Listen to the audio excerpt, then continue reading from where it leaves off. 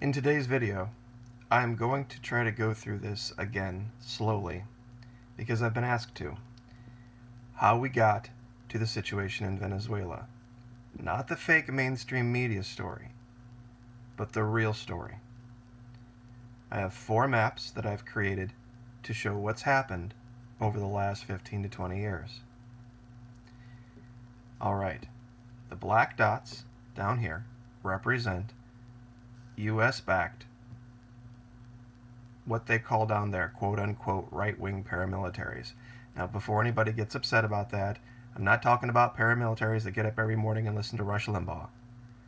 It's a term they use to delineate the AGC, the AUC, the Office de Investigados, and the paramilitaries that are associated with the Colombian government and the Mexican cartels, to differentiate them from what they call the left-wing paramilitaries. These are paramilitaries that were created by the people of Colombia to combat these paramilitaries. They've been widely reviled as socialist and communist and all this kind of stuff, when really all they were trying to do is keep these big business corporations like Dole and Del Monte and Big Pharma and Big Oil from destroying their country.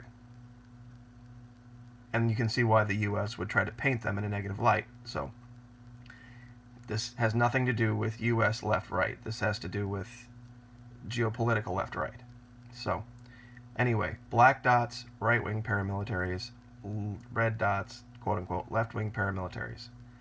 Blue dots are Colombian refugees, people in Colombia who had the choice of either having their sons be conscripted to work for the paramilitaries, having their daughters be trafficked, or flee into Venezuela. Okay, the green dots over here represent the Zulia. This is the Zulia region of Venezuela that received most of the refugees from Colombia to Venezuela, not the other way around. And what they did is, because of the evil socialist policies in Venezuela, they were able to absorb these people and give them free medical care and free housing and free food and acknowledge their refugee status and help them out. This was the case from 2000 and before all the way up until 2012 or 13. So that's what's delineated here. This is how it all started. Okay, now, what happened?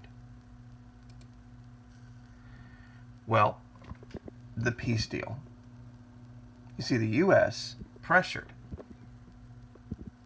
the president of Colombia into signing what he called a peace deal with the red dots.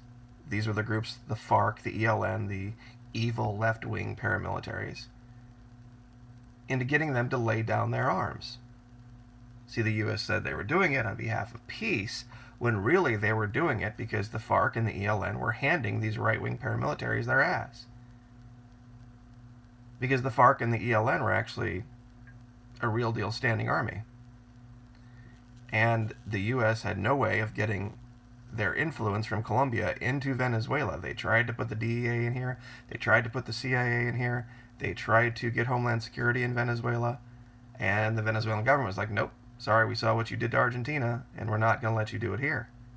So they tried another plan in the media, where they got these guys, the FARC and the ELN, and that's all the Colombian government ever went after, was the left wings, not the right-wing paramilitaries.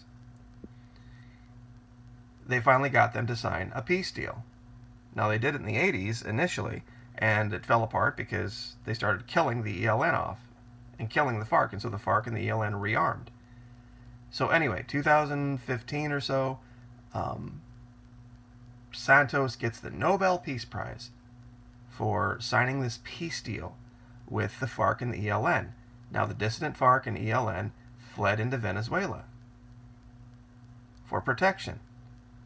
And these people over here continued to come into Venezuela because they were enjoying the protections of the FARC and the ELN. Now, with these right-wing paramilitaries having free run of the country, and you can look up the facts on this if you want to, in 2016, after the peace deal, the export of cocaine exploded from Colombia and Peru because they were no longer having to deal with any kind of opposition. But that wasn't good enough. What happened now, the operation moved into the next phase to take down the Venezuelan government. These paramilitaries, these guys, these right-wingers, came in under the guise of refugees. Sound familiar? And started infiltrating these areas. Now, we had a problem. They were taking all the cash, the $500 million a year that the U.S. was providing Colombia, going into these areas that had price controls and had supply controls so that the people of this region, the actual citizens of this region, could afford to, live and have, a normal life. A lot of them were natives, a lot of them were subsistence farmers. And what the Venezuelan government was trying to do was trying to protect them from the ups and downs of capitalist society. So, what did these right-wing paramilitaries do? They infiltrated. They started buying up all of the supplies of everything as soon as they get their hands on it, and then they went across the border into Colombia. That represents these big dots here. So these people had no choice but to go and buy their stuff from the paramilitaries, who were jacking the price up 4 and 5 and 10 times. Oh, and by the way, they only took two things. You could only purchase with bolivars, Venezuelan bolivars, or U.S. dollars. You couldn't use Colombia's currency. What they would do is those people paying with bolivars, they would actually take the physical bolivars and sell them to the cartels, who would ink strip them and then use the paper, which was very valuable. The paper itself is the same paper we print U.S. dollars on. They would sell them so that they could counterfeit U.S. money, or they would take the U.S. dollars and go back in and do the same thing again. What this had the effect of doing was skyrocketing skyrocketing the inflation in Venezuela, destroying the value of the currency. The Venezuelan government had no choice. The loss of the massive amounts, the millions and millions and millions of bolivars, they had to replace, and so they had to print more money. But in this case, because their currency isn't a world reserve currency like the U.S. dollar is, it caused massive, massive inflation.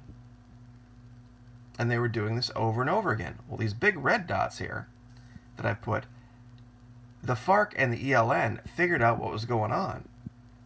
And so they began to rearm and stand up again as an active force and began driving the paramilitaries back out to the western part of Colombia. And you can see this also documented in the violence and what they call the slaughter of these horrible left-wing paramilitaries, when all they were doing is trying to protect people. The Colombian refugees and the people of the western region of Venezuela. So here's where we are now. The damage being done, the incredibly skyrocketed inflation in Venezuela, the U.S. up here, represented by these blue arrows, criminalizing investment, criminalizing banks from giving them loans to help them, forcing the Venezuelans to go to China, to go to Russia, to go to Iran for help. Colombia, the ELN, and the FARC now basically cutting the country in two, controlling everything from here all the way up here. The right-wing paramilitaries pushed off to the coast are doing a lot of finger pointing, having failed, at least they did their part. Now the U.S. is going to step in with military intervention very soon, and after the elections, which are tomorrow in Venezuela, the Canadians have banned Venezuelan expatriates from voting, which should tell you plenty about who the real bad guy is here. They're going to try to step in and overthrow the government of Venezuela. And that's the story. That's what's happened.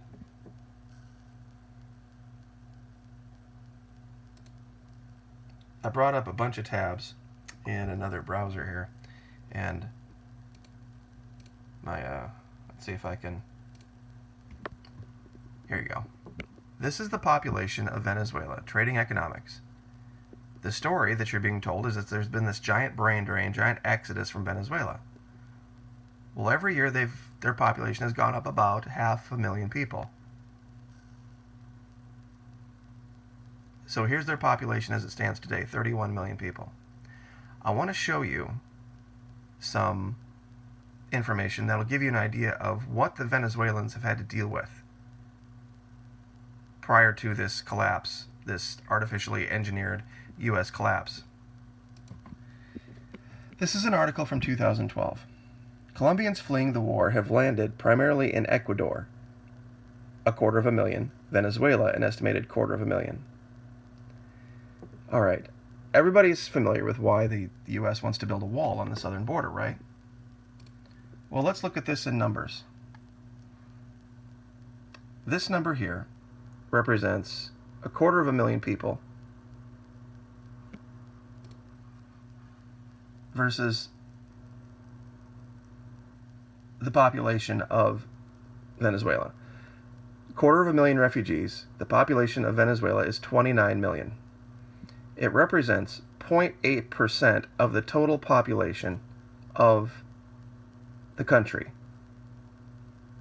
So just under 1%, 0.8.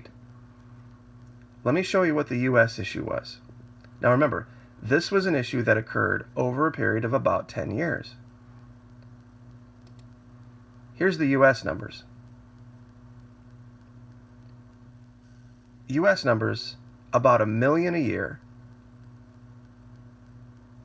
over a population of the U.S. of 350 million. Are you following me? 350, 1, 2, 3, 1, 2, 3, 350 million, 1 million people a year. 0.2%. So the U.S. wants to build a wall because it has this yearly influx of 0.2% of its population, when in Venezuela they have 0.8, 4 times the problem from Colombia to Venezuela.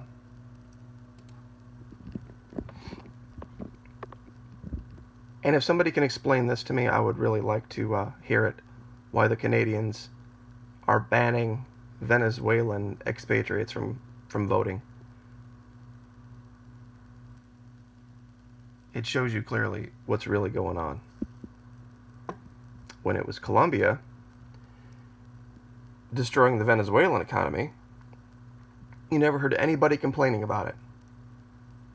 You never heard anybody talking about overthrowing the Colombian government. You never heard about anybody going in and replacing the leader of Colombia, even though for 40 years it has been nothing but war and child trafficking and drug trafficking and corruption at a level unseen anywhere else in the world.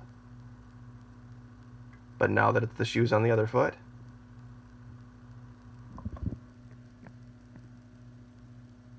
look at what they're doing.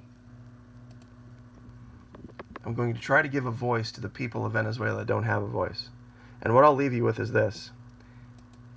I did this search term, and I'm showing you that Google, there's a giant push for it. Okay? Colombian refugees in Venezuela. Try Googling this without putting the tool key in of searching only prior to 2012. If you try to do it now, you will not hear any or see any stories about Colombian refugees fleeing into Venezuela for the last 20 years. All you'll see is Venezuelan refugees going into Colombia.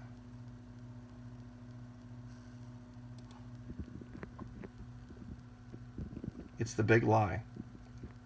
And after tomorrow, after the elections in Venezuela, everything's going to change. Like, share, subscribe.